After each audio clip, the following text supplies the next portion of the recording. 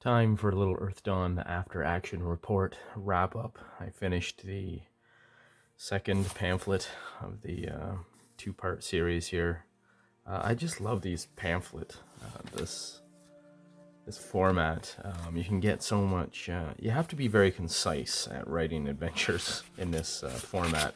But I like how you can pack it in, and I find it very digestible myself. I haven't played a ton of pamphlet adventures, probably 5 now, including these two. But I find I can absorb it and kind of get my head around the entirety of the adventure when it's, 2 pages long. It shows the brain capacity I possess, but it seems to work pretty good for me. I've never written one before, so I wanted to try it, and with Earthdawn being such a tight setting with some great tropes that you just pick your tropes and basically write around them. The adventures write themselves, I find. So that was a first for me, and I think it worked out okay. It forces my creativity to be, like I say, concise and just to pack everything that you want to get out into a nicely a tight fitting scene to scene kind of deal. Of course, I tried to make it with some replayability in mind. The first one being, for the most part, a dungeon crawl that you generate on the fly. So I don't know. I think that worked out pretty good. I had fun playing it. Of course, I'm writing the adventure for myself. So if I don't succeed at having fun, I've certainly done something wrong. And I usually don't enjoy reading modules or adventures, running adventure supplements. I find them hard to absorb, actually, and keep on track. And I always end up just going off book so far that it's almost unrecoverable. So I end up writing my own adventure anyways. I spend too much time trying to, I find, keep on the book, like keep on the materials, rather than being a decent game master, having fun coming up with character voices or whatever. I find that stuff kind of fun, getting in the moment, making fun tactical decisions as the NPCs or the bad guys, or making the fight scenes interesting. That's more fun to me rather than fretting and trying to remember what the next part should be, or what's that hook I need to remember, or clue, or whatever. So just as an overview, I played through these two pamphlet adventures. The first one I used 2 characters instead of 4 because I was still fairly new. I'm still really new at Earthdawn, but I used 2 instead of 4, and I think that probably halved the time spent in combat and all that. So, anyways, the playthrough of this was 3 hours, and this one was 6 hours. But I played this one with 4 characters, so I think it's probably safe to say that with 4 characters, you'd have about 12 hours of gameplay. 6 hours for each pamphlet, which ain't bad. Ain't bad for, 1 page, both-sided, two-sided page. And the way I played through that was fairly direct. Of course, just playing by myself, I had no social encounters, really. Nothing made up, like no spontaneous, interesting searches of rooms and interesting details or interactions there. I just played it straight. There was nothing in the rooms unless it was rolled here. Nothing, I embellished nothing. And because I was just playing my own characters, the characters didn't get sidetracked thinking, overthinking things or looking for something else. So you could expect to add a couple hours that way if you're game mastering this for a group. Speaking of which, I hope to run a group through both of these in the future here. Working on getting a group together for that, actually, but that's a slow process, it seems. So further overview, in the first adventure, The Last of Care Hope, the topics it kind of hit on. The idea was this is for beginners. This is like your starting adventure for a new GM for Earthdawn and new players. So the first one I wanted to just kind of hit all those Earthdawnisms, the basic tropes. Things like combat. There's a lot of combat in that. The concept of cares and the idea of them being basically bunkers. I wanted to convey a bit the air, the feeling, or the setting trope that the adepts are special. They're people with unique abilities, and they're kind of looked up upon as heroes, even if they're not. It's like they're celebrities, I guess, basically. I wanted to give that a bit of feeling from that. I don't know. I may have got that across with the whole Ranson thing, him being kind of a legendary figure, folklore figure, and then us dealing with him, finding him. And Legend Point Awards. I found that was interesting. Having never played before, like for more than one session, I've never gotten Legend Points before. So going through the first one and then, getting a couple Legend Point Awards each session, and then tallying those up and then seeing what I could do with those and seeing how fast you can progress with those. Like, it wasn't that fast, but getting a feel for that speed of progression was really educational for me, being new to the system. And it was, of course, I personally really enjoy improving my character. That's probably 50% of why I play. I really like seeing the character growth and getting new abilities, getting better at abilities, stuff like that. As for the second pamphlet adventure, it was a little more packed with Earthdawnisms that are supported by mechanical rules. So a list of those that I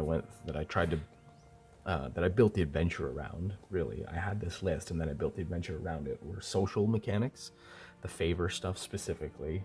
You could have used any other method, but it leans towards the favor mechanics. Blood oaths, kind of a cool in-game mechanic, which has great story implications too, of course. Learning new spells, so I've never done that before in this system, so I built that into the pamphlet adventure, and I did get to take advantage of that. Mithra Dark Shadow, my wizard, learned Astral Shield from a runic enchantment he found, which was kind of fun. I enjoyed that, even though I wrote it in. I'm such a nerd.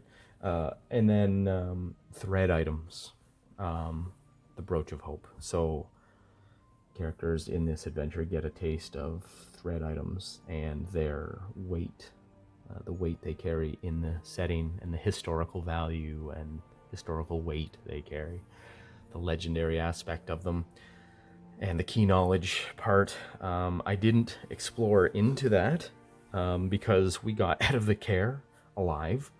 Half alive. I lost two characters, but and one of the characters who died had the brooch on him, so that's great for later drama adventure. I will have to return to the doomed care and get that brooch off the body and start doing the studying the item history.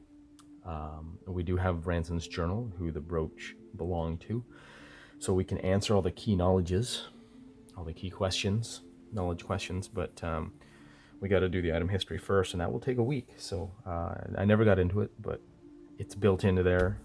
It's meant for the characters to explore that. And last but not least, in here, a horror shows up. The horror becomes known, and characters will face him probably sooner or later. I guess if you're super lucky, you could go through this whole pamphlet adventure and not encounter the horror. But any GM, any Earthdawn GM is gonna probably, if your luck holds up, they'll probably force the horror on you in some way or other. They're just too great. I love the ability how the thing can horror mark you and then just bide its time and take its time and be patient and use you slowly as a puppet, manipulating. And anyways, yeah. So those are the things that adventure covered.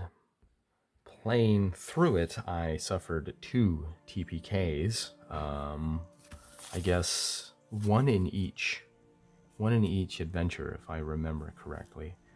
So that's interesting. I had I had the difficulty maybe dialed up a little high, and because of those TPKs, the encounter numbers of monsters and stuff were dialed down a bit to make it a little more survivable. But I personally like that danger in there. I was playing the fights very straight, just no terrain involved, just toe to toe, just slugging on each other, slugfest back and forth. Players, if I was game mastering players, they would probably be much more resourceful. I would make sure that I gave them a better, more details, more scenery to use for cover or terrain to use to their advantage if they wanted to be smart about it. I was just playing it straight because I wanted to roll the dice and move on. So two TPKs, and then I ended up with 2 characters dying twice. But the horror, once again, dramatic, really sweet dramatic device. And since they were horror marked, he brought them back to life using unnatural life for them to only the same 2. Oh wait, no, one of them was the same. For them to die again at the end of Escape from Care Hope. Unfortunate, but yeah, it makes for better drama. We lost 2 adepts of the 4, and yeah, the 2 survivors are outside of the care in the wilderness, and now they have to lead the survivors, the 100 people, try and keep them safe. So lots of adventure potential there going forward. Lots to work with for a game master too. So I wrote these as I mentioned, intro. The idea was an introduction to Earthdawn for game master and players. I was motivated to do this after actually playing the quick start adventure, Masks of Fear, which is free online for Earthdawn 4th edition. And that was 20 pages long, I believe. Yeah, 10 pages double-sided, so about 20 pages, these being 2 pages. And I played through that in the same manner, like just playing it straight. It took me 2 hours to play that with my 2 characters, so I may have gotten 4 hours at that, maybe, with 4 characters. But it wasn't to my interest as much. Obviously, I handmade this specifically for my interests, but I don't. For me, this is a bit of a substitute, so maybe other people would enjoy that as well. Just something to plug, I guess.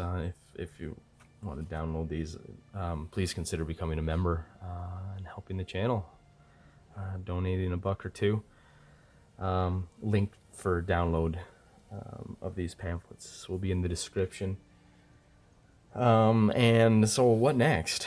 So I've played these 2. I've had a good time doing it. I've got my characters. I've got 1,425 legend points that the survivors have. The dead ones were horror marked, and they still may be raised unnatural life by the horror, so they may be back yet. And I hope to circle them up to circle 2, and I do have plans for making a 3rd, so I'll probably quit there, stop at that, make this a proper Earthdawn starter trilogy adventure, pamphlet adventure. I love the idea of just packing up your Game Master screen, your books, and there's your adventure. Slap these babies in your back pocket, and you just wheel up like a boss and start rolling dice. Next, these being my first foray into pamphlet adventure writing, I've started to get a handle on maybe how it works. I'm not sure if these are really that good, but upward and onward and upward, something like that. I'm going to take it next to GURPS. I'm going to try and write some proper pamphlet adventures for GURPS. The one I am working on now, I have started just started is a GURPS Redacted Reports, which is my Monster Hunters game I've been kind of cooking up for a few months. It's like X-Files, or it'd be close to Delta Green. It'd be very Delta Greenish. So hopefully, look forward to getting that together, and I'll be solo playing through that probably too. So check that out later if you have time. Love to have y'all there, and I'll catch you on the next one. Roll on.